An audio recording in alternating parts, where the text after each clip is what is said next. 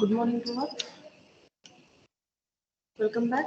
Myself, T. Shravani, Assistant Professor, Department of Pharmaceutics, acting as a chairperson for this session.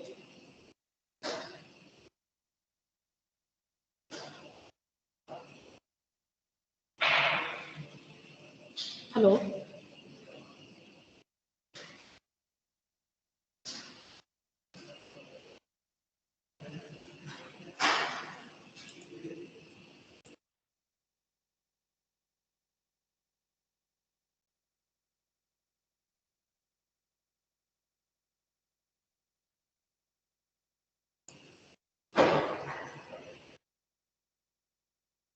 All of us gain a lot of knowledge from previous session.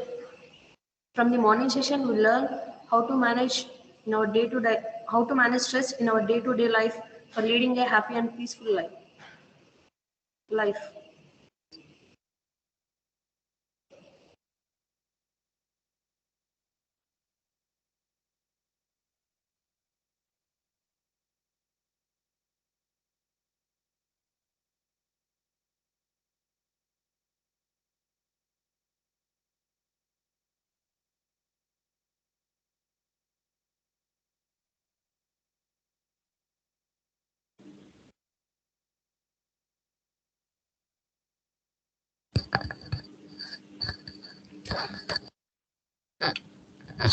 Shravani madam, you can start the section.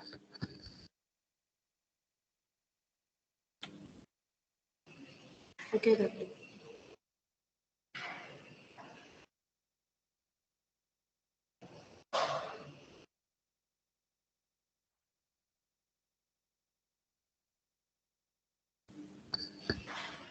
I'm audible? Yes, ma'am. You are audible.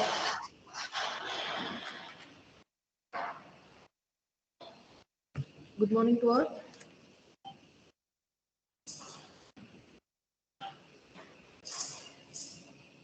It's my privilege to introduce the speaker of this session, Dr. U. Devapriya Kumar Garu. Sir is currently working as a professor at Indian Institute of Information Technology, Hyderabad, where he heads the Center for Computational Natural Sciences and Bioinformatics. Currently, Sir is the academic head of Innovation Hub on Data-Driven Technologies. His research interests are using computational chemistry tools to investigate chemical and biological systems or processes, and application of modern artificial intelligence and machine learning techniques for molecular drug design and healthcare. Sir received awards such as Chemical Research Society of India Medal, Indian National Science Academy Young Scientist Medal, JSPS Invitation Fellowship, and Innovative Young Biotechnologist Award. With this brief profile, I welcome you, sir, to talk on molecular design to realization, a modern machine learning method for inverse problems. Yeah, so thank you. Are you able to hear me? Yes, sir. Yeah, thank you very much for your kind introduction. I'll just share my screen. Can I confirm if you can see my screen? Yes, sir. Yes? Yes, sir. Okay. Okay, so good morning, everyone. So thank you for having me, and I hope everyone is having good time in the workshop and learning new things. So, I will start, and then please do, if you have any questions, please feel free to interrupt at any time that you want. So if there is some chat questions, you can interrupt me, no problem. Okay, so I did not see the overall schedule, so I'm not aware what has been done so far, what you have been learning and all those things. But what we will try to do is try to give some context as to what we mean by an inverse problem and how is it used in chemistry and in drug discovery, and how these inverse problems can be efficiently solved using modern machine learning methods. Okay, so before I go, quick introduction. My group is looking at different chemical and biological systems and processes including protein ligand interactions, protein DNA interactions, RNA, and things like that for a long time at IIIT Hyderabad. And recently, we have been looking at using modern machine learning and artificial intelligence methods for molecular sciences, but for drug development in particular. Okay, so for those of you who are trying to explore this area or want to learn about this area, I suggest you to look up for this article which is published recently in Journal of Chemical Sciences. Right, so this gives a overview of how the modern machine learning methods are making an impact in molecular sciences in general.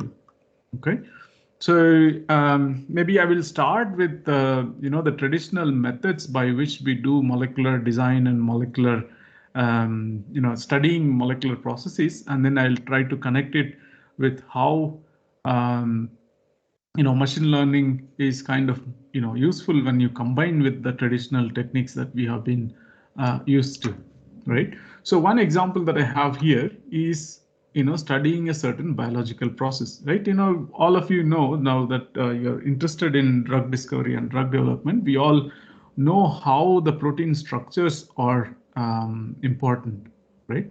So once you have a protein structure of a given disease target, then you can design molecules that can bind to these protein structures and help in discovering new molecules and new therapeutics and so on. Okay, so one of the fundamental aspects of proteins is the process of protein folding. So what do we mean when the protein is synthesized in a lab or in vitro, right? So they undergo folding to form a definite three-dimensional structure, right? People have been studying this particular process for a long time to understand, and this has immense applications in drug discovery, right? That we all understand. So in our group we have been looking at protein folding as a process and how we can learn more from them, right? So how do we do? For example, we could do molecular dynamic simulations, right? So some of you may be familiar with this technique. The idea is to simulate the molecule using Newtonian equations of motion, and then look at the time evolution and understand the processes involved, right?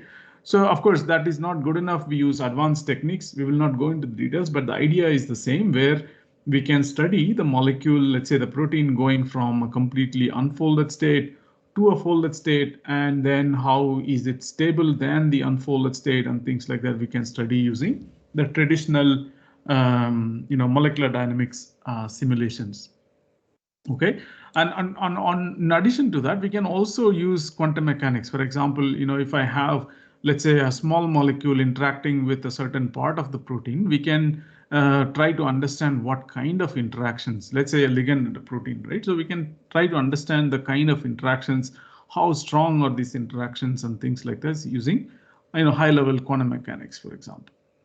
Okay, so and then I have more examples here. For example, what you have here is a urea transporter, where urea molecules go through this channel, right? So that's the channel, and the molecules go from one end of the channel to the other through this, and we can study using molecular mechanics, or we can study DNA damages or protein ligand interactions, right? Like here, for example, there's a drug molecule bound to a protein, and how you can use the traditional methods to understand these interactions in general that help us in making better molecules for binding to certain targets, right?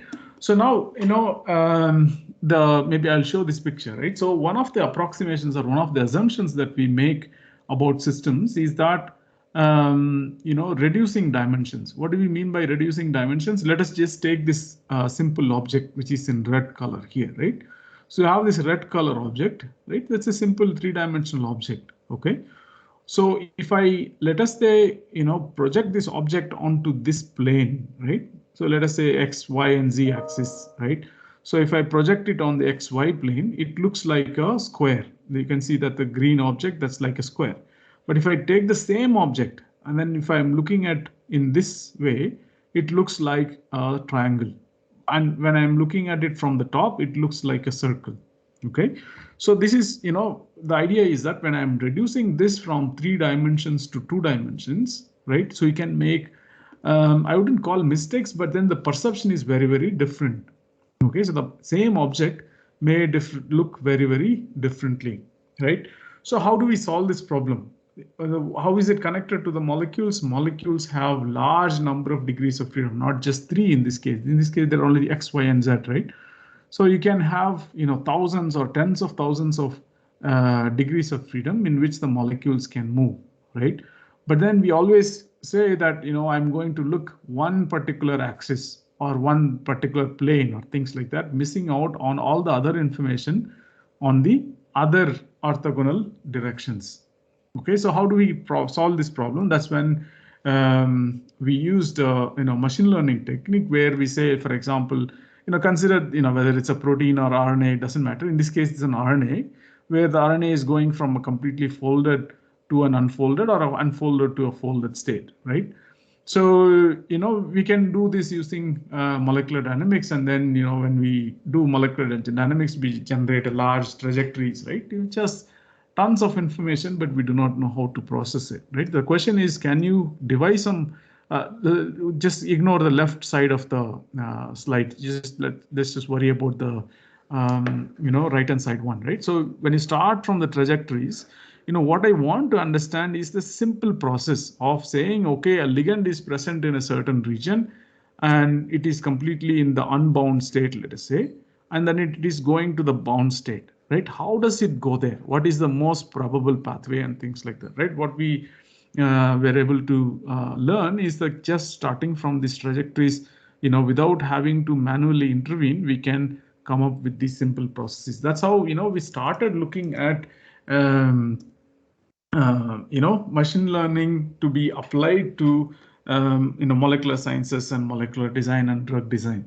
Okay.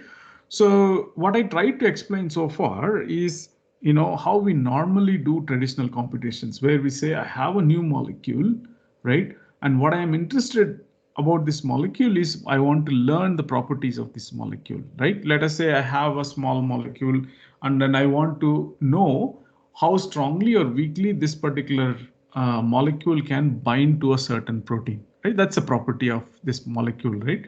So that's what I'm interested in, right? So how do we do it? We represent the molecule in a certain way, right? So let us say we represent the molecule in a certain way, right? Let us call that X. And then I use some methods. It could be quantum mechanics, classical mechanics, docking, or QSAR, not QSAR, sorry, or calculation of log P, or, predicting toxicity. It could be any of that, right? So there is some algorithm that helps me calculate the property. So what am I doing? I'm expressing the property Y as a function of X. What is the function? The algorithm that I have, or the program that we have, and X is my input molecule, right? So that's how we do a traditional computation. So how is it different from how we do machine learning, right? So in this case, what we do is that, we start from a certain known XY pair. Okay, so if you see the X and Y here, they are both of them are green. So what does it mean? For a certain set of molecules, I know their properties, let us say. Okay, so now using machine learning, what we try to do is try to come up with a function or train a function which learns the relationship between X and Y. Okay, so basically we want to express Y as a function of X, where X is known and Y is known. I'm trying to figure out what F is. Okay, so that's basically the fundamental difference between the traditional computational chemistry that we do versus the machine learning, right? So once you figured out what this function is, okay, so once you figured out what the function is, you can go back and use this here and then start predicting properties of new molecules starting from known pairs, right? Just take a simple example, right? So let us say someone gives me a data saying, this, let us take some, corner shop in our town or village or city, whatever it is, right? So that sells one item only. So let us say someone is selling, let's say tea, right? So now that end of the day, let us say that data is given to you in terms of how many tea that person drank and then how much that person paid, right? So this is what it is. The X is the number of tea each person has drunk, and then Y is the amount that they paid to the shopkeeper, right? If we have this data, we can easily calculate how much each of the tea costs, right? So I can go back and calculate based on this data of known XY pairs. We can, let us say my data says 1 and 10, 2 and 20, or 3 and 30, or 4 and 40, 100 and 1000, let us say, right? Using this data, we can say that easily the function basically is multiply by 10, right? So I have to take the number of teas that is being supplied, multiplied by the number 10, I get the amount or the total cost of that particular tea, right? So someone does not have to tell us what the function is, or someone do not necessarily need to tell, how to calculate the cost, right? But based on the data, we can actually calculate the data. That's the difference. What is this here? Someone does not tell how much the total amount is. They just say that you drank 10 teas and each tea cost 10 rupees. Then you calculate Y, saying, okay, 10 times 10 is 100, so I need to pay 100 rupees to the shopkeeper, right? So that's the difference between the two. So in the first case, X and F are known, you calculate Y. In the second case, X and Y are known, you figure out what F is. That's the fundamental difference between the traditional computations and the machine learning way of doing it.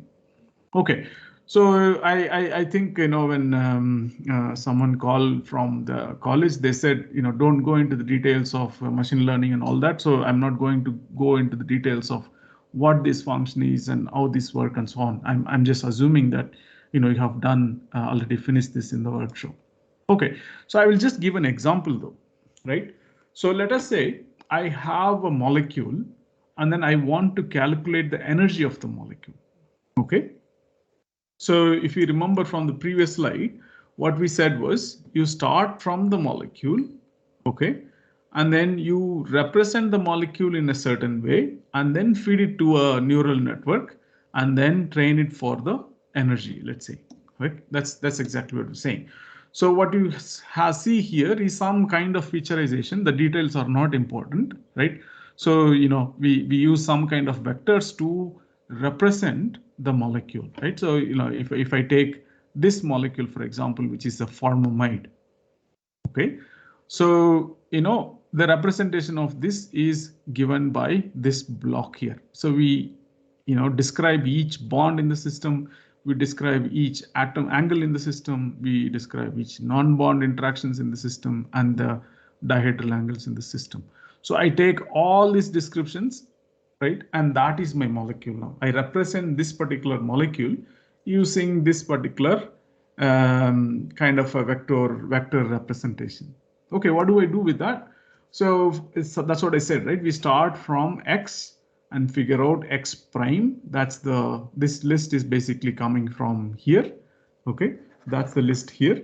And then we have a neural network which is trained for the total energy of the molecule.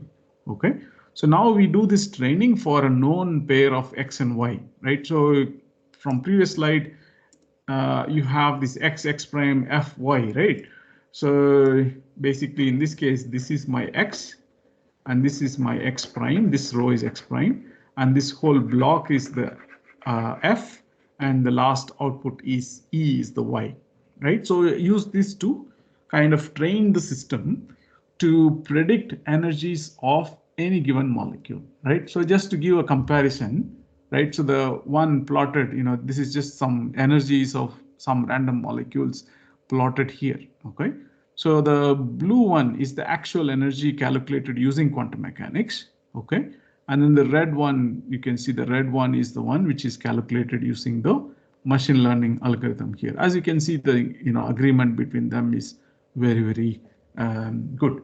Right, so this is how we do a simple prediction of properties, whether it's energy or it's binding affinity or toxicity or like the log p values or anything that we want to predict. This is how we do, right? The steps are: you start from the input, featureize them, you have a neural network, and then that's the output. So now you train the neural network so that this can be used for future predictions. And that's the example I showed for future predictions, saying how well it works compared to the actual ground truth.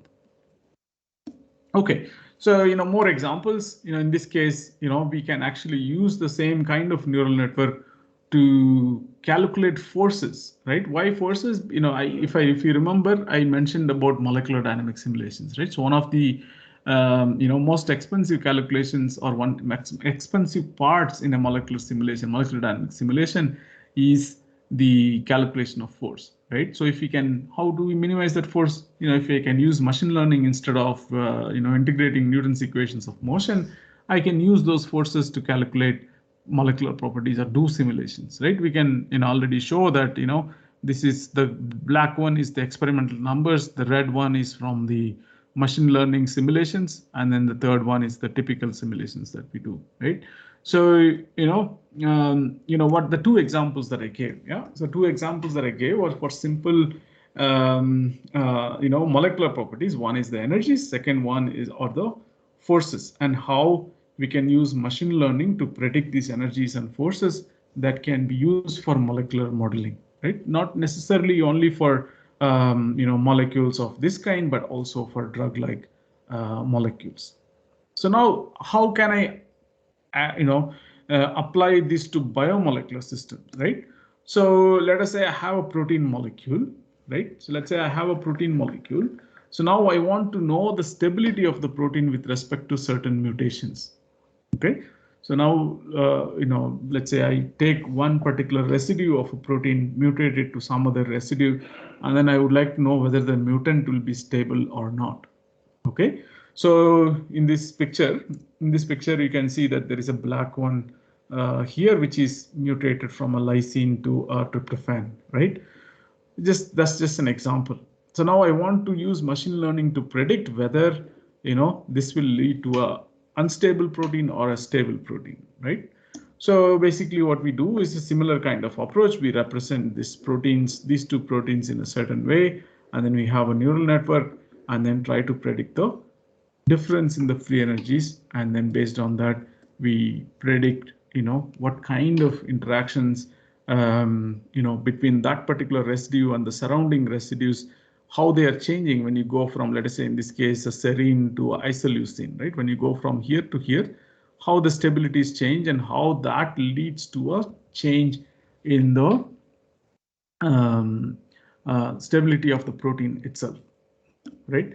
So, just we are closely, we are moving towards the drug design tasks now, right? So now, let's say I have a protein already, okay? I have a protein already, and I would like to predict the most probable binding site, or if I am trying to design a new molecule, how, where should that molecule bind, or which is the location of the molecule in which it binds, right? So in this case, what we have done is taken the protein, right? And then there is this, this is something that anybody must be able to use because this is already available on a web server. This is not something we developed, but this has been there for a long time, right? So this web server is available. If I pass through it, this server will tell me all existing pockets for any given protein. It will give many number of pockets saying these are all the places where a ligand can actually bind, right? So now what is the task? The task is to find the most probable one, right? So that's our task. So now what we do is, we use what is called a CNN, right? We use a CNN. We'll not go into details of what this is. Let us, let's just assume that, this is similar to this, right? Just for the sake of the discussions today. So let's assume that some kind of neural network there. Okay.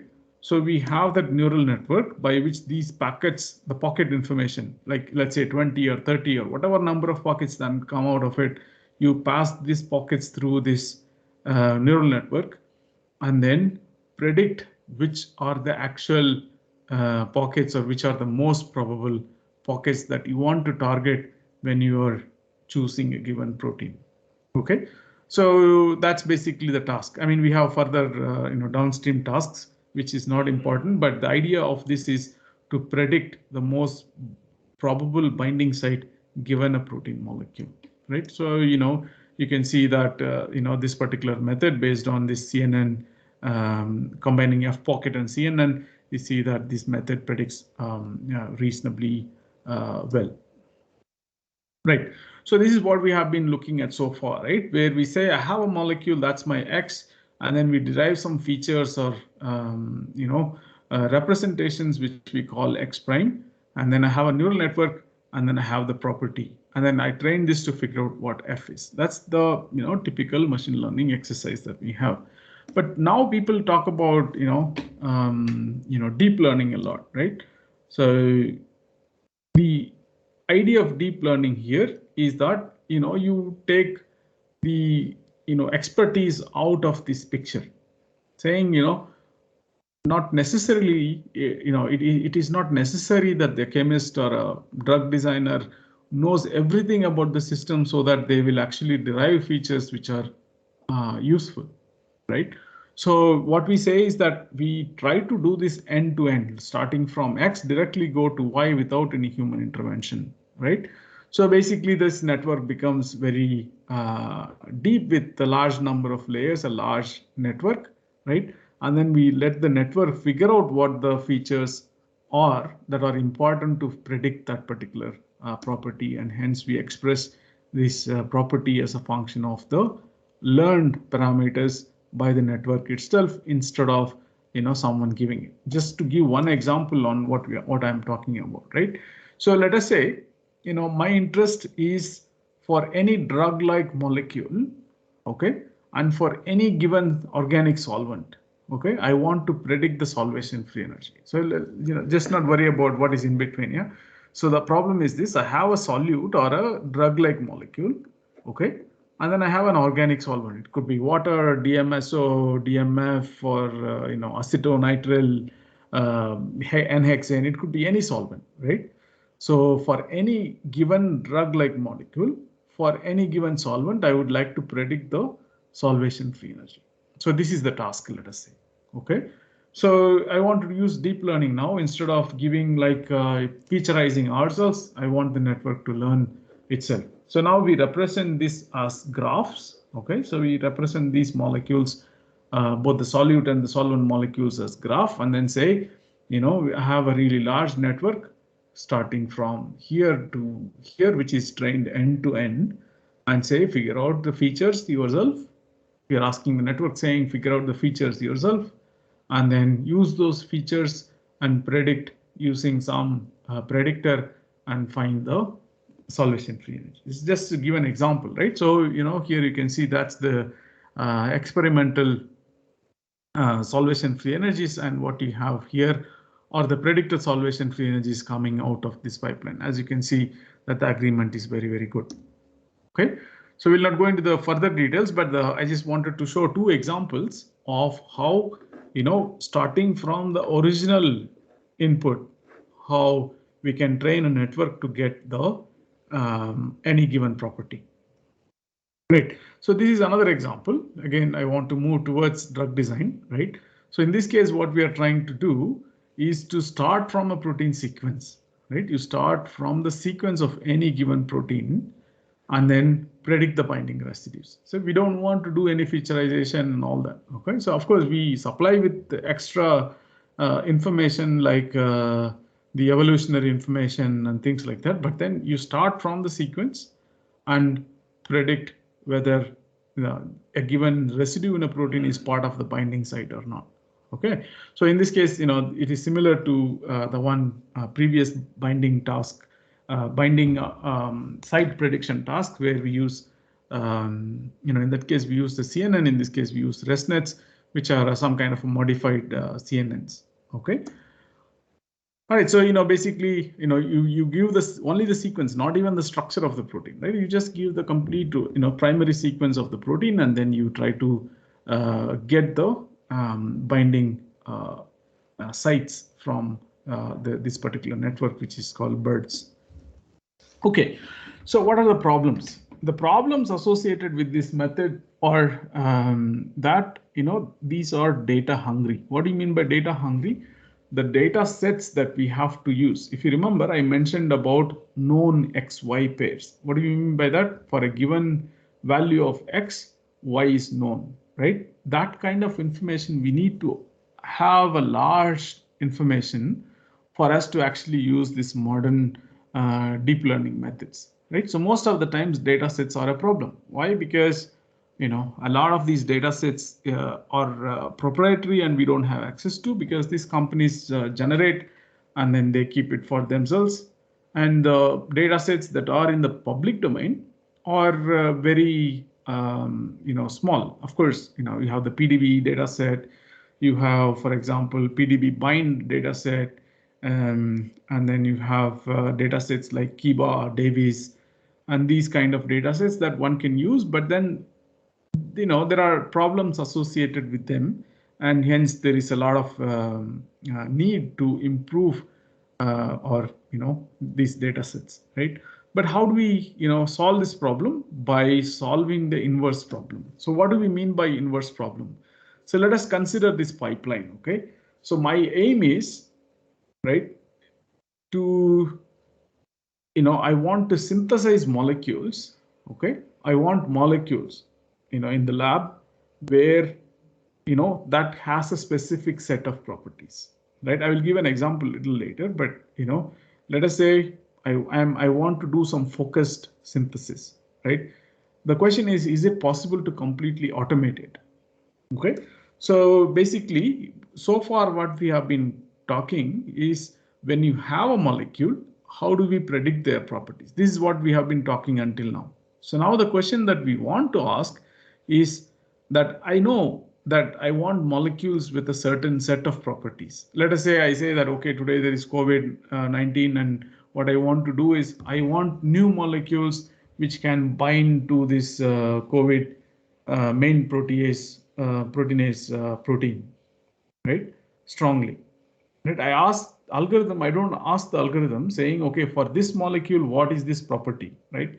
Instead, I ask the algorithm saying, I want a molecule, or I tell the algorithm, give me a molecule which has this particular property. So instead of asking this question, which is going in this direction, we are asking the question in the opposite direction. That's what we mean by an inverse problem. So let us say the algorithm has given us a set of molecules and says that, okay, this is a molecule which you are looking for. What is the next step? We need to make the molecule in the lab, right? How do I make it?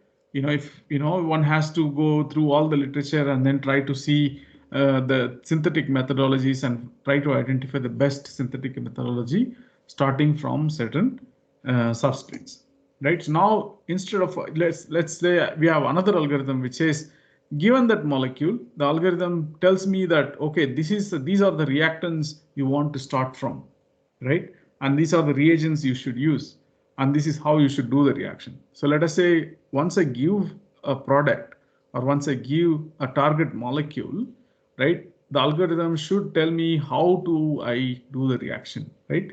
So that's the second step. So once this is available, let us say this problem is solved. What is the next? The actual synthesis. Somebody has to do the synthesis, right?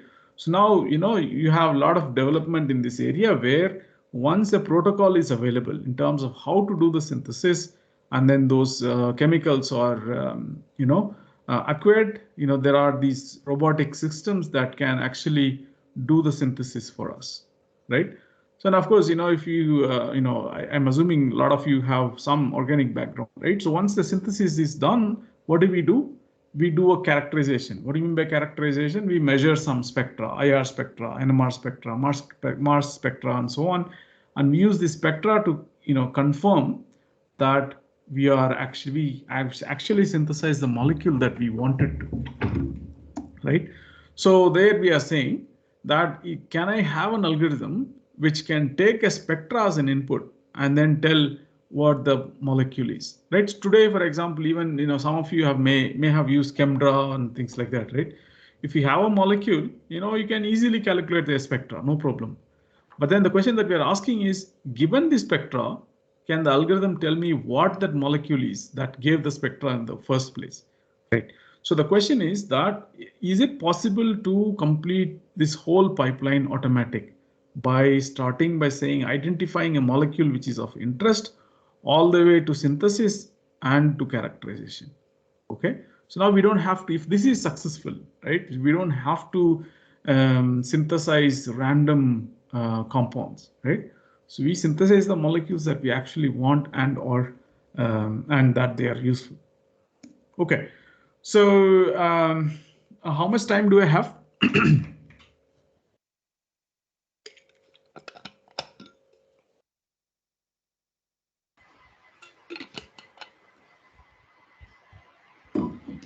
I don't know if someone can hear me, or am I talking to myself?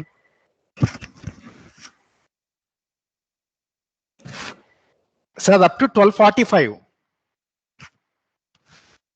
Okay.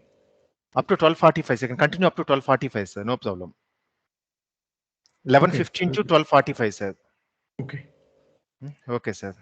Yeah. Oh, thank you. Okay, sir. I see some. Are there any questions? Please feel free to stop at me. Okay, nothing.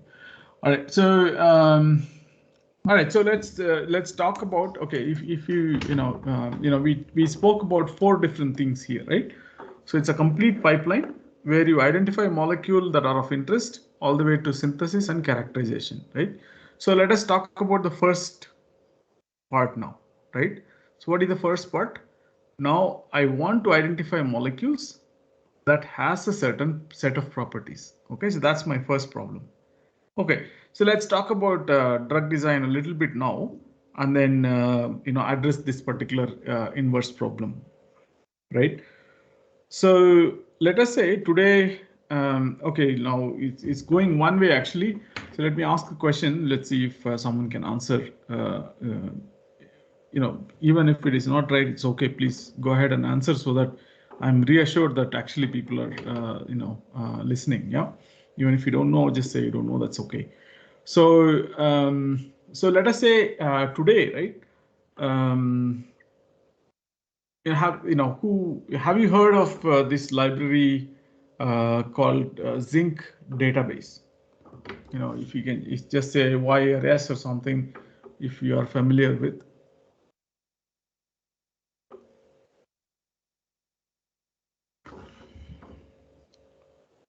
Zinc database. I'll type it in here. That's the database.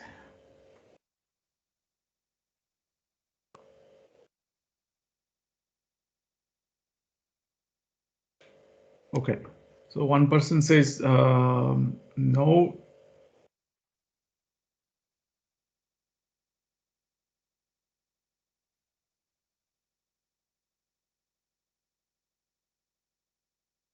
All right, so let us start with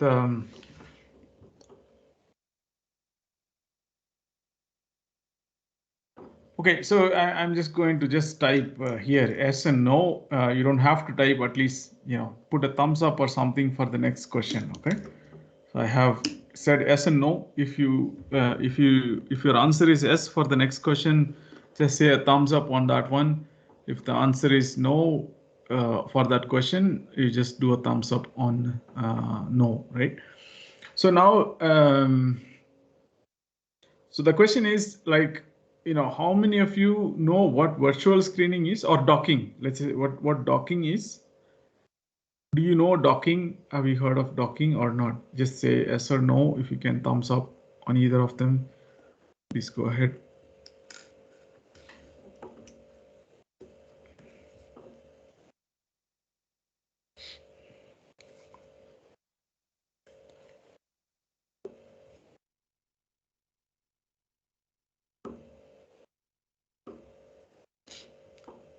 Okay, the same two were responding.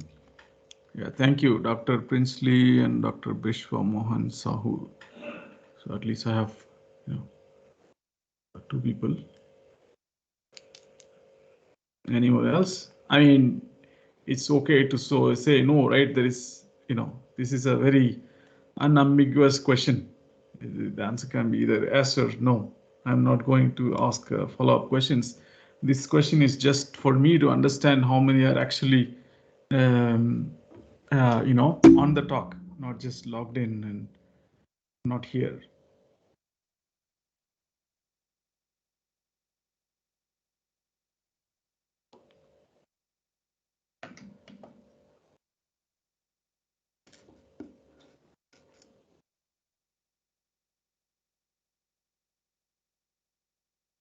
Um,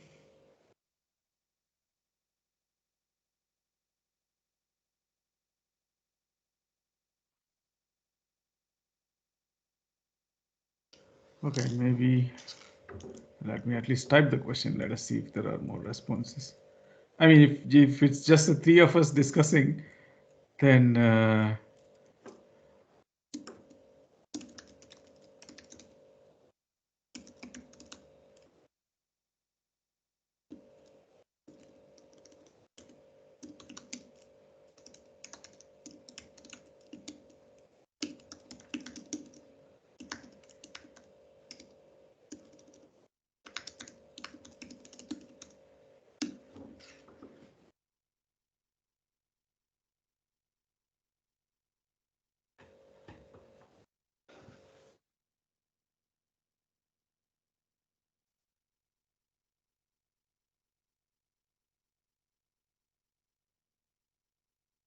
okay, three responses.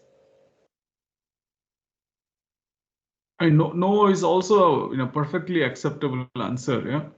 So no answer is what is bothering me. So I'm just gonna wait for one more minute. So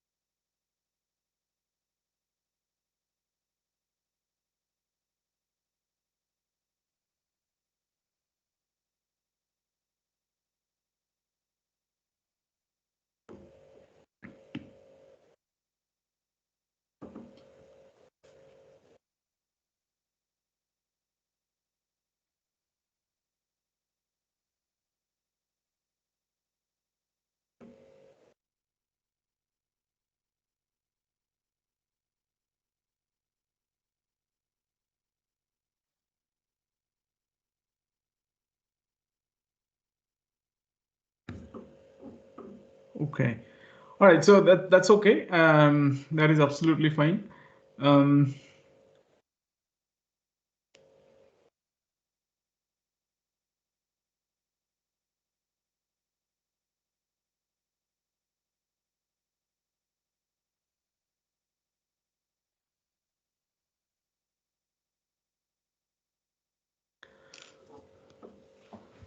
All right, so please give me 30 seconds. So I will try to share a different screen.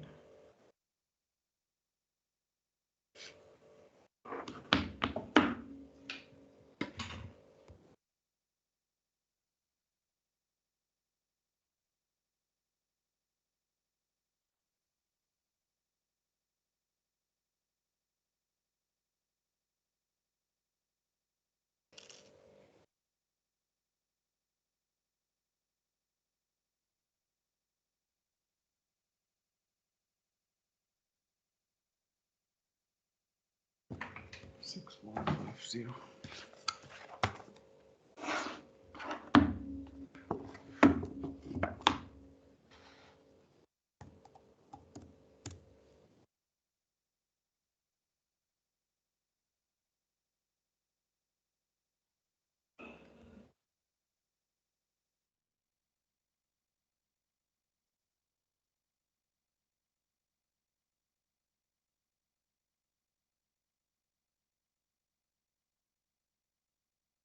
Can someone confirm on the chat that the screen looks okay? I mean the resolution and whatever, so it's clear. I'm sharing a different screen.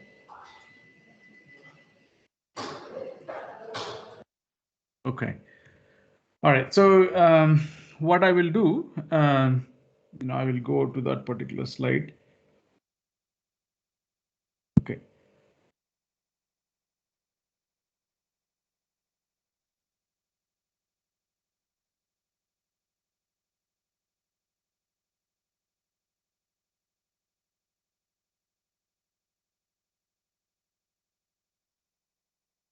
So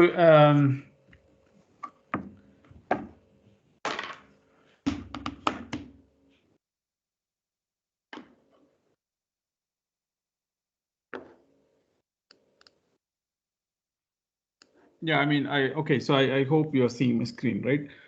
All right. So let us, at least, I have some almost close to 7, 8 people responding, so that's good. So let us, look at quickly what we mean by docking. So all of us are in the same page, okay? So let us say I have a protein molecule, right? So I have, let's say, a protein molecule. This is just a cartoon, okay? So I have this protein molecule, right? So now what is my interest? Let's call this some protein. What is my interest? I want to design a ligand. So what should be the criteria for this ligand? That these two should combine to form a, this is, let's say, the protein and then the ligand, and then these two should bind very favorably, right? So they have to stick on to each other. Okay, so they have to bind favorably, and this should lead to a negative delta G, right? That's the free energy difference. This should be lower in free energy than this one, so that it actually can interact with them. This is my objective, right? I want to identify a ligand which can bind to this particular protein and then give a protein ligand complex with a reasonably negative, free energy difference. Okay, but how do we do this? So usually what do? We have a large database. Let's call this, this is just, standard picture for database, nothing, it's like a hard disk, let us say, right? So what is this database?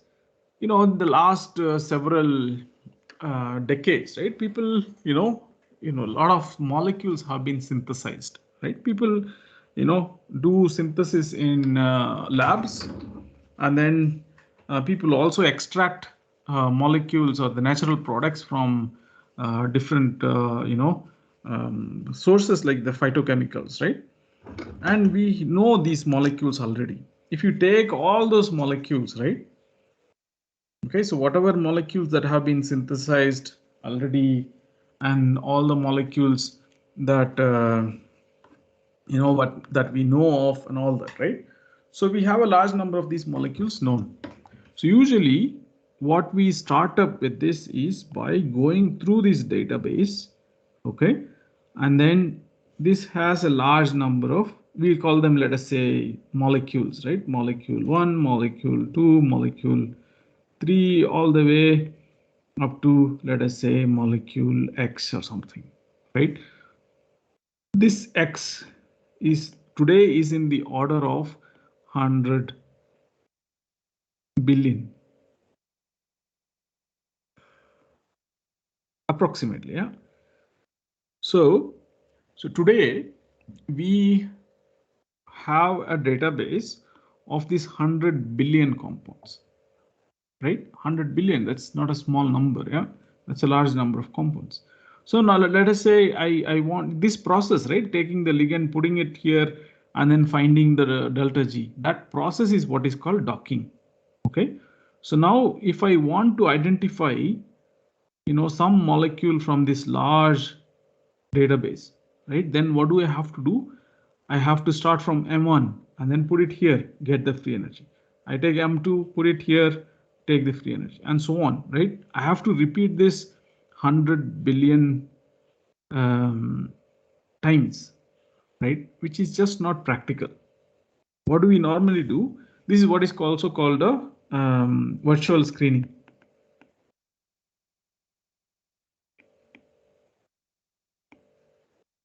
Okay, and the process of putting this here and then getting the binding free energy, the process is what is called docking. Okay, so the chemical space, this is what is called a chemical space. This chemical space that is known already, that means that have been synthesized, or the molecules that are known already, this is in the order of several billion molecules. Even if we have to go through each one of them, that is impractical. That takes a large amount of time. Okay, that is not possible, right? I hope I've been able to explain what you mean by I did not save that, but that's okay. I don't think we need it. That's okay. Okay, so that's basically this number here. Okay, so this number here, right, 10 power 9, right? That's all the molecules that we already know. That means they have been synthesized or they have been extracted from some natural products. Okay, so now if my idea is to identify the top hits, let's call the green ones as the molecules of interest. If I have to identify these green dots from this whole of this space, I have to spend an enormous amount of computational time to identify this, which is not practical. Okay, and hence what do we end up doing? We end up doing only looking at a very small space, and though I am interested in all these green dots, I'm able to only find these red ones, missing out on these things. Okay, all right, so I will skip this part and then go here. So what is the problem? The problem is that I have a large number of compounds and I'm only interested in some of them. If I have to identify those some of them, I have to evaluate each one of those 100 billion compounds, right? That is absolutely not possible. So how do you, fasten this? So that's one of the inverse problems that we solved, where we said I have a really large ligand library and my objective is to identify molecules of interest, but then my budget is low, whether it's money or time or computers, it could be infrastructure, it could be anything. I cannot go through all of them, but still I am greedy. I want to, find all the top molecules, right? So that's where we used a machine learning method based in, maybe I can, try to use this to explain, right? So if you remember before, each molecule has to be represented in a certain way, right? So we use what is called an autoencoder to represent the molecules. And in that representation, we choose only a few. If there are, let's say 100 million compounds, we choose, let's say about 10,000 out of this 100 million, which is a very, very small number compared to the original number. And then we do the docking. And then we use a machine learning here, where we train what is called a Gaussian process. We'll not go into the details, but we basically train a function which is not a neural network in this case. These are a bunch of different kinds of functions, right? And then we pick the molecules of interest based on training this. So you train a certain approximate function and then predict for all of them, and then you improve the approximation and keep doing this until you find the top hits. So just to give some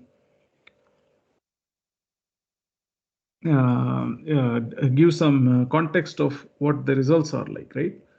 So let us say I have 100 million molecules. Okay, so this is the percentage of sampling. So that means one means out of 100 million, I have done docking for 1 million compounds.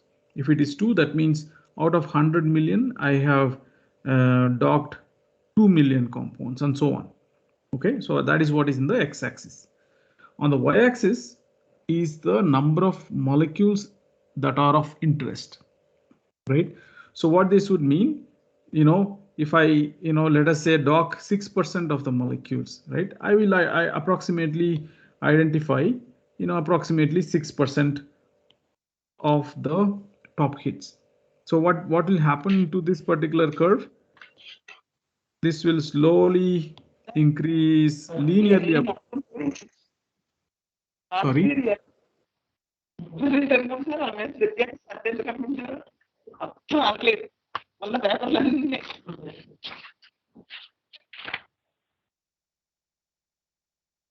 మనం పట్టించుకోలేదంటే చదువుకోవాలంటే కూర్చొని phone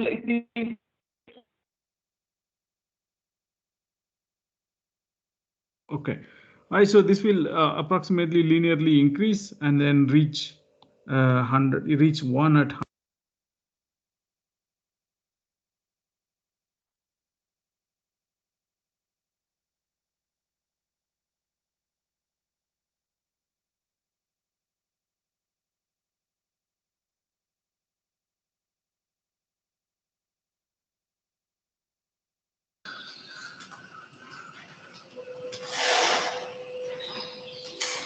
Sir, your voice is not audible, sir.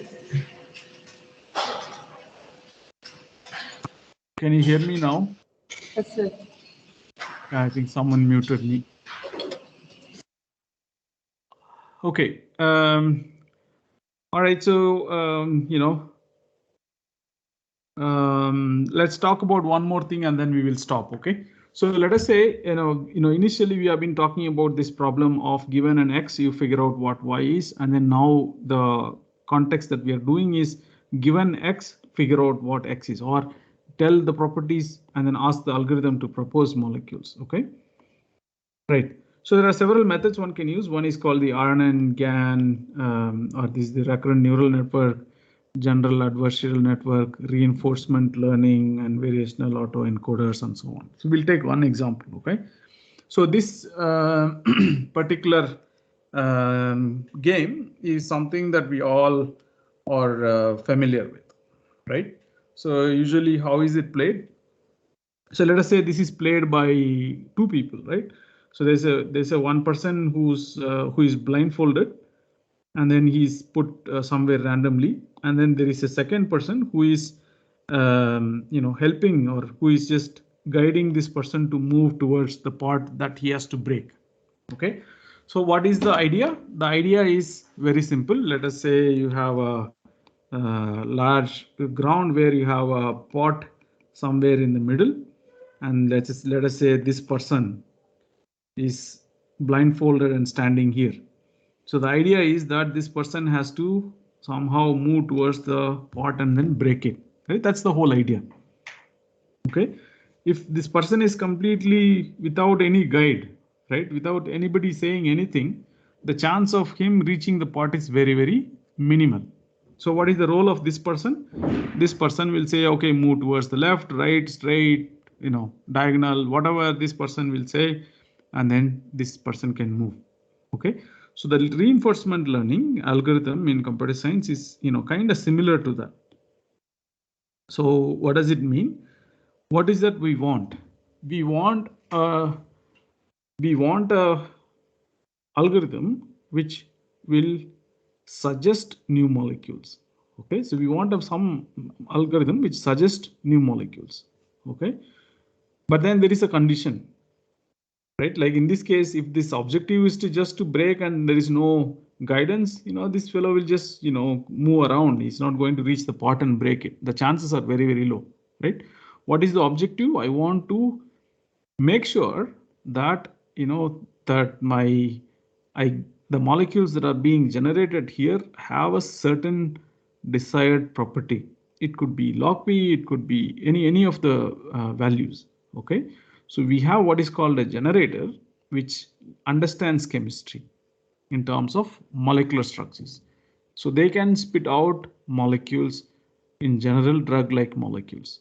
So now you use a predictor or any docking or anything here, and then take these molecules and then evaluate these molecules, saying what is the property of that molecule, right? And then check if that property is of interest to me or not.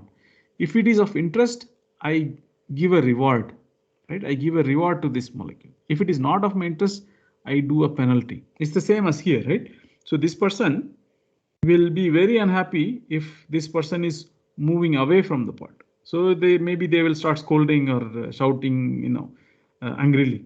But then if he's moving towards the pot, this person is going to only encourage. It's exactly the same thing here. This is generating, and this is doing an evaluation. If the evaluator is happy, it gives a reward. If it is not happy, it penalizes the model, right? Slowly, the generator will learn to generate molecules with certain property in mind. I'll give an example, okay? So let us just take this one here. Okay, so this is a cell. Okay, so this is a cell. This whole thing is a cell, right? And now let's say this is the cell membrane, right? If you have, this is outside of the cell, this is inside of the cell, the cytoplasm, right? So let us say you have these drug molecules that are coming in, that they are outside the cell, right? The protein is actually inside the cell, to which let us say this has to go and bind. Okay, so this has to go inside the cell and bind to this protein. Only then the drug will work. Okay, so slowly the drug molecules can come inside. So how do we evaluate whether they are capable of crossing the cell membrane or not? So one useful property is what is called log P. Log P is simply the partition, value which is related to the partition of the given molecule in these two immiscible layers. Okay, so now if I am making a new molecule, right, however good that molecule in terms of binding to a target, if they cannot pass this cell membrane, then that molecule is useless. Okay, so we know that the drug-like molecules have a log P value of between 0 to 5. So let's assume the question here is that I want to generate new molecules that have this particular value, right? So let's look at this plot here, right? So what is the x-axis is the log P value, right? And then if the value of log P is less than 0, those molecules are useless for me. And if the values of log P are more than 5, these molecules are useless for me. Okay, so now I have this reinforcement algorithm that helps me generate molecules only between these two lines. Okay, so if you look at that, you will see that with respect to training, slowly the molecules or the generation move only toward this particular region. Okay, so similarly, some other property, in this case, I want this value to be as low as possible. As you can see, this curve moves from the right to the left, slowly reaching lower values of this one. Okay, so that is what is called solving an inverse problem, that given the condition that give me molecules which are in this region, or give me molecules which have a lower value of this particular property, and then the generator learns and then starts generating new molecules based on the property value. just to give another real life example where let us say I have a protein molecule. So now the objective is I want an algorithm that will suggest new molecules that bind strongly to this one, right? The idea is the same. You have a generator, you have a predictor, and then you have a rewarding system or a penalizing system, right? So we can show that these are molecules which are generated by the algorithm itself, right? These are not molecules that we draw or we give the system. These are molecules that the machine learning machine learning method generates and then gives. Okay, so I think it's 12:20. I think I'm going to just conclude.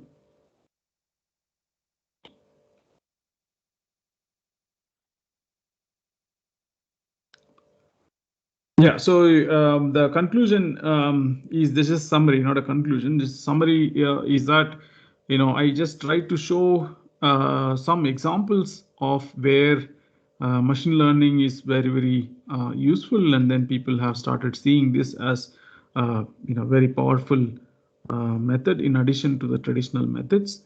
And what I was trying to explain you in the later part of the talk is to design certain problems as inverse problems so that you tackle the the research question directly and not indirectly, right? So I showed where you can use reinforcement learning and then the Gaussian process to go from property to molecule and not molecule to property. Okay, so just you can go and look it up. Our website is devalab.org. So you can look up, if someone is interested, do look at it and then see if there's something of interest. So these are the ones given in red, or some of the machine learning methods we have developed and are available for others to use, right? So with that, I will thank you, and of course, the work is done by all the students and a lot of collaborators and funding from multiple sources which help us do this work. So with that, I thank you for your invitation and attention. Okay, thank you very much. Thank you, sir. Thank you, sir, for sharing your valuable knowledge with us regarding the molecular machine learning methods for inverse problems. We learned a lot from your informative session, informative and interactive section, sir. Thank you, sir. Yeah, thank you very much. Bye bye.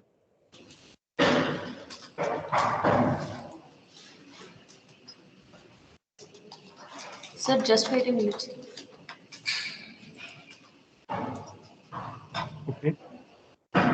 On behalf of Navy Institute of Pharmaceuticals, dear participants, if you have any queries, please raise your hands or unmute yourself. Sir is ready to clarify your doubts.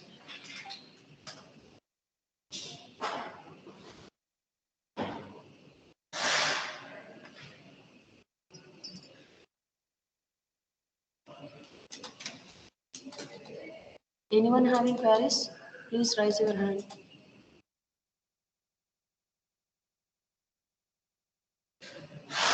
Okay, sir, thank you. On behalf, it's the time to present an e-certificate, sir. On behalf of Navy Institute of Pharmaceutical Sciences, it's my honor to present an e-certificate.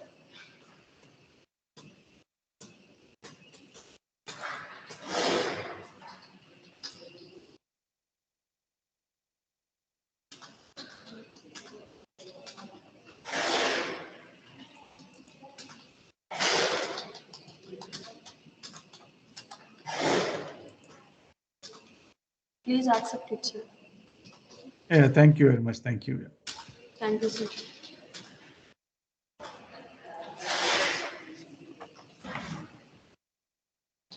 I request all the participants fill the feedback and assignment. Link will be provided in the chat box.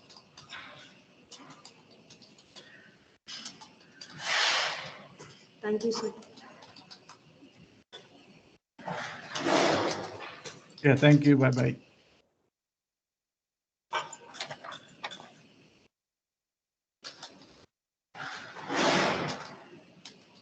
have a lunch break, and next session will be started at sharp 1:30 p.m. Thank you all.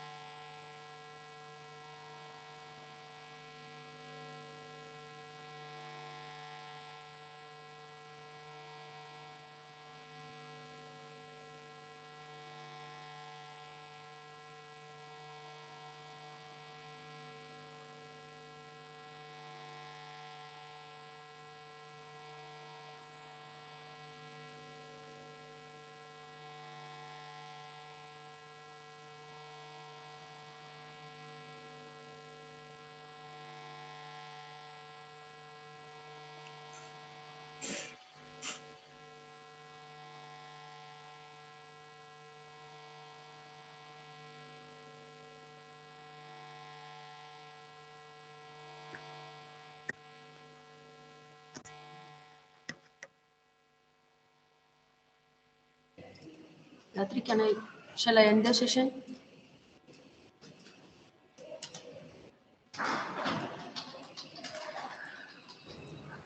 Ma'am, link is not posted, ma'am.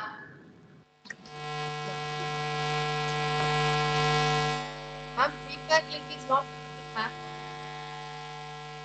Okay, madam, it will be posted. Yeah, thank you.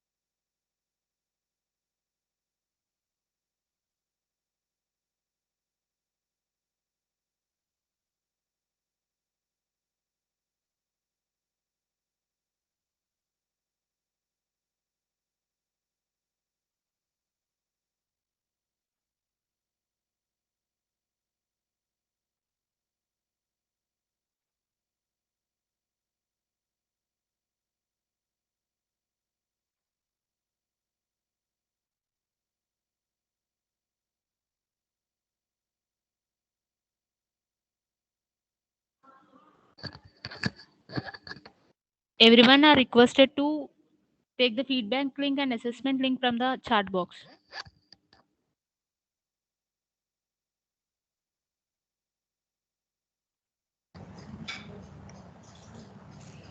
Sir, shall I end the session?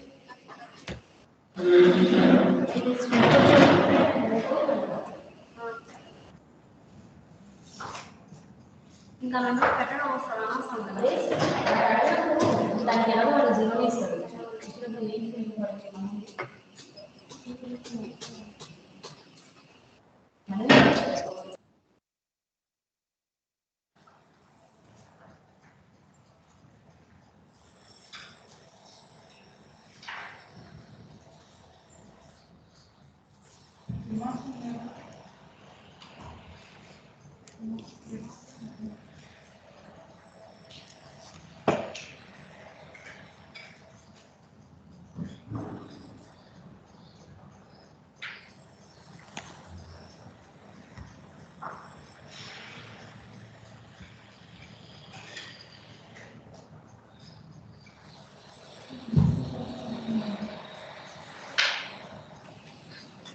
I request all the participants fill the feedback and assignment. Link will be provided in the chat box.